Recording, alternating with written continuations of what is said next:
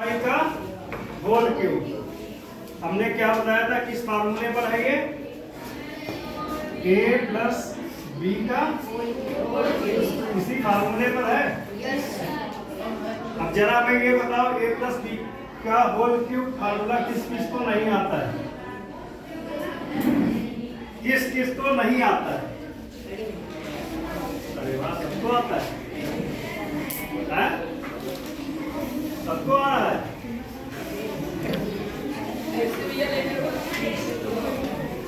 तुम बैठ जाओ, जब नहीं आ रही थी स्कूल क्यों खड़ी हो रही हो बेफजूल हैं? मार खाने का सब चढ़ा दूंगी। ए प्लस बी का होल क्यूब क्या होता है?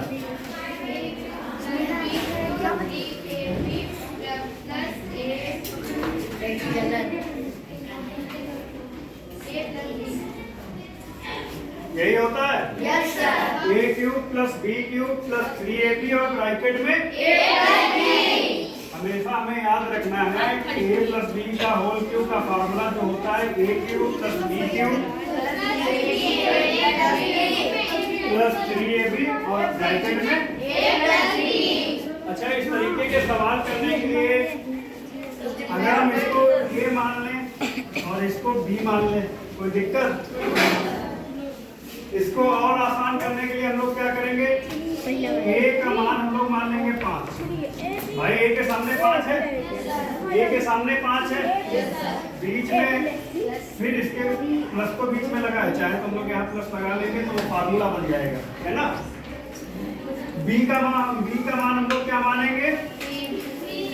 बस यही पे गलती कर रहे हैं ना तुम लोग। 3 खाली नहीं मानेंगे, 3 भाई वाई को छोड़ देंगे क्या? वाई को छोड़ देंगे, वाई के साथ रहेगा ना। मतलब b का मान क्या हो गया? 3y। a का मान 5। सिंपल से अगर हमें समझ नहीं आ रहा है तो सिंपल तरीके से हम इस तरीके से पहले मान लिख लेंगे a और b के, है ना। सबसे पहले हमें क्या करना है कि हमें ये पता चल, ये जब q देखा हमने और देखा a प्लस बी के फॉर्म में है और q भी लगा हुआ है, तो हमको सिंपल से समझ लेना है कि a प्लस बी का होल क्यूब का हमें फार्मूला बनाना है। उसके बाद हमने क्या किया, a प्लस बी का होल क्यूब का हमने फार्मूला लिख लिया, है ना।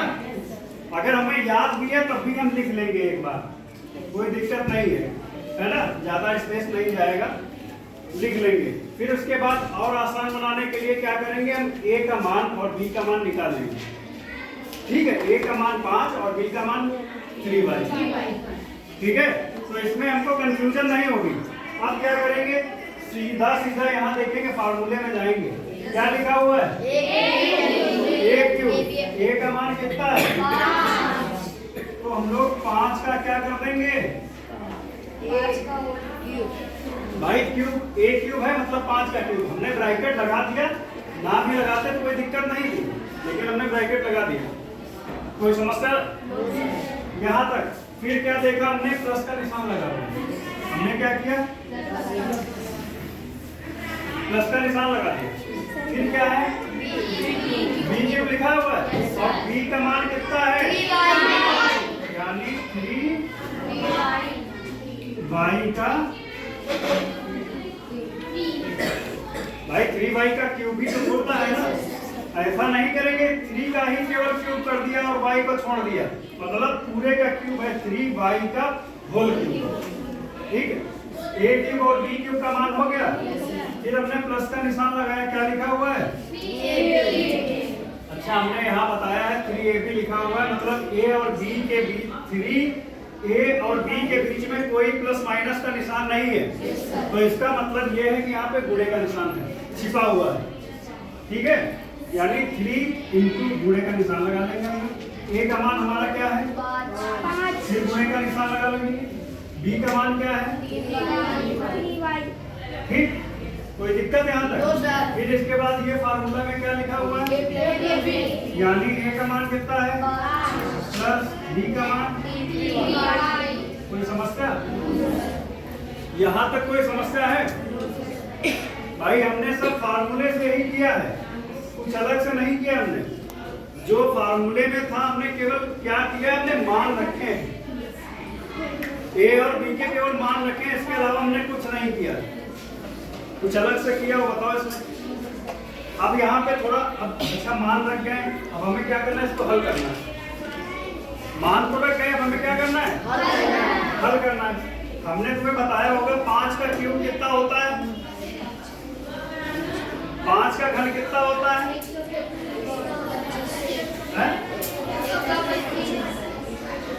125। ठीक है, 5 का घन कितना होता है, 125। फिर 3 का घन कितना होता है, 27। y का हम लोग क्या लिख देंगे, इसी तरीके से घात। y को हम लोग क्या करेंगे, अगर हम ऐसे भी लिख सकते, y क्यूब है तो हम लोग y क्यूब को ऐसे लिख सकते हैं, y गुणे y, है ना। अगर यहाँ पे y की घात 4 होता मान लो, तब हम इसको क्या लिख सकते थे, y गुणे y। ठीक है, मतलब यहाँ पे चाहे ऐसे लिखो चाहे ऐसे कर लो, मतलब यहाँ पे घात 3 था, हमने y की घात 3 लिख दिया सीधे, कोई दिक्कत यहाँ पे। फिर इसके बाद क्या किया, प्लस का निशान लगा लिया। अब 3 गुणे 5 कितना होता है, 3 गुणे 5 225 होता है। तुम्हारे बुद्धि भ्रष्ट हो रही है, कहाँ खाए रहे बस दीपक, और 15 दिया 45, मतलब गुणे का निशान लगा हुआ है बीच में, तुम्हें गुणाई करनी है। ऐसा नहीं है कि गुणे के बजाय हम जोड़ घटाव करने लगे, है ना। क्या करनी है, गुणा करनी है। 3 गुणे 5 15, 15 गुणे 3 45, और ये क्या लिख दिया हमने, भाई साथ में तो था, y तो साथ में था, तो हमने y भी लिख लिया। ठीक है, कोई दिक्कत। अब यहाँ पे ब्रैकेट में क्या लिखा हुआ है, 5 प्लस 3y। अभी हमें ये इतना तो हमारा हल हो गया लगभग, देखो इतना पोर्शन हमारा हल हो गया है ना, बल्कि ये भी हल हो गया। अभी केवल इतना पोर्शन अभी हमें हल करना है थोड़ा, ये लगभग हम एंड पे आ गए, मतलब 90% सवाल हमारा हल हो चुका है। अब क्या बचा है, केवल ये, है ना। कल हमने तुम लोगों को समझाया था, देखो बाकी सब हम वैसे लिखे दे रहे हैं, कोई परिवर्तन नहीं कर रहे हैं। अभी हल करने वाले क्वेश्चन में थोड़ा हल करेंगे। हमने कल क्या बताया था, 45, भाई यहाँ पे गुणे का निशान लगा हुआ है, ब्रैकेट लगा हुआ है, यहाँ पे प्लस नहीं है माइनस नहीं है, मतलब गुणे का निशान है यहाँ पे, मतलब गुणा यहाँ पे छिपा हुआ है। अगर हम इस तरीके से लिखा होगा 4 प्लस 6, तो इसका मतलब है इस 2 की गुणा इस 4 से भी होती है, इस 6 से भी होती है, और या तो फिर 6 4 10 कर लेते हैं, है ना, 6 और 4 10, हम 10 की 2 से गुणा कर लेते हैं।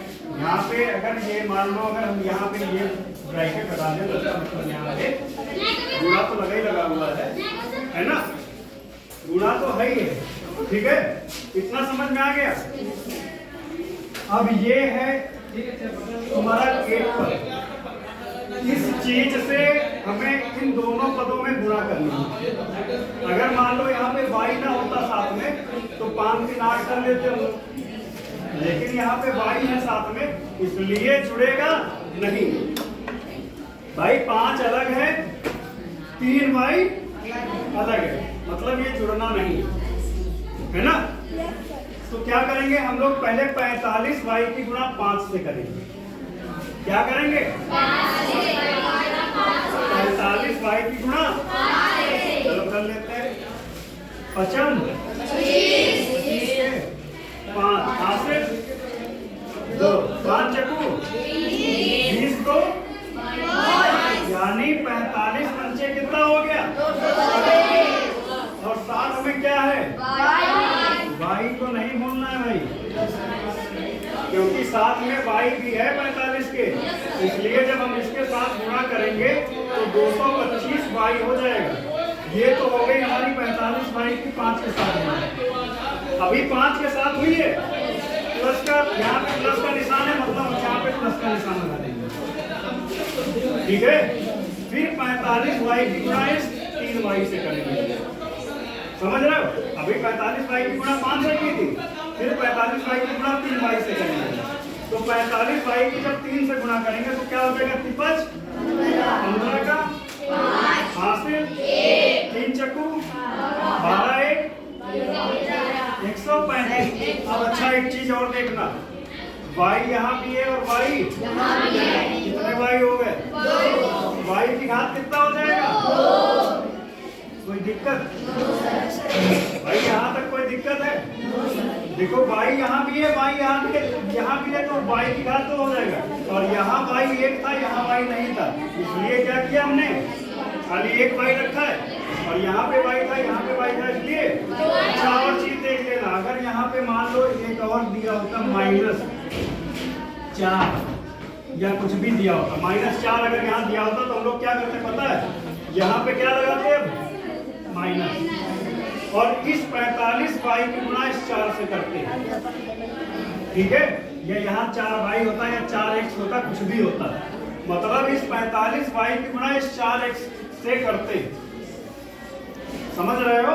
मतलब हमें इससे एक पद में गुणा करनी है।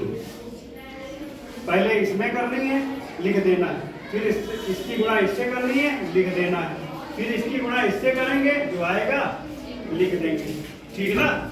ये हमने समझाने के लिए बताया है, इसका कोई मजमून नहीं है। आगे अगर ऐसा कुछ फंसे तो हमें इस तरीके से गुणा करनी है। ठीक है? अब क्या करेंगे? देखो हमारा सवाल लगभग हल हो चुका है। अब हमें केवल क्या करना है, थोड़ा तरीके से इसको लिख देते हैं। पहले बड़ी वाली घात को लिखते हैं लोग। तो सबसे बड़ी घात क्या है? 27y की घात 3। फिर उससे छोटी घात क्या है? 135 y की घात 2। फिर इसके बाद 225 y, और फिर क्या बचा हमारा? 125। ये हमारा हो गया। अभी कोई दिक्कत इसमें? अभी कोई समस्या आ रही है?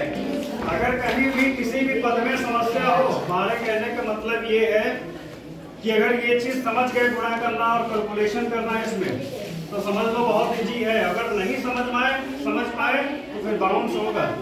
अभी बता दो, अगर इसमें से कहीं पर भी कोई कंफ्यूजन आ रही हो तो सिंपल से तरीके से हल करना है, ज्यादा बवाल में नहीं पड़ना है। ये मान के चलो कि हमें सवाल आते ही नहीं थे और एकदम सिंपल तरीके से हम हल कर रहे हैं। ए का मान बी का मान निकाल के, अगर डायरेक्ट वाले जिनको आता है तो ए का मान बी का मान मन में ही याद कर लेंगे। ए का मान 5 है, बी का मान 3 y है, तो वो यहाँ लिखेंगे नहीं। लेकिन तुम्हारी अभी शुरुआत है, तो हमें क्या करना पड़ेगा? हमें ए बी के मान पहले निकाल के रख लेंगे और इनको इस तरीके से कोष्टक कर लेंगे, है ना? जिससे हमें याद रहेगा कि हाँ, चेक करने वाला भी सोचेगा कि हाँ इसने ए का मान ये निकाला है, बी का मान ये निकाला है, हाँ ठीक किया है ना? और ये सब चीजें करनी है, स्टेप बाय स्टेप करोगे, कोई दिक्कत नहीं है। किसी को कोई समस्या नहीं है? चलिए ठीक है।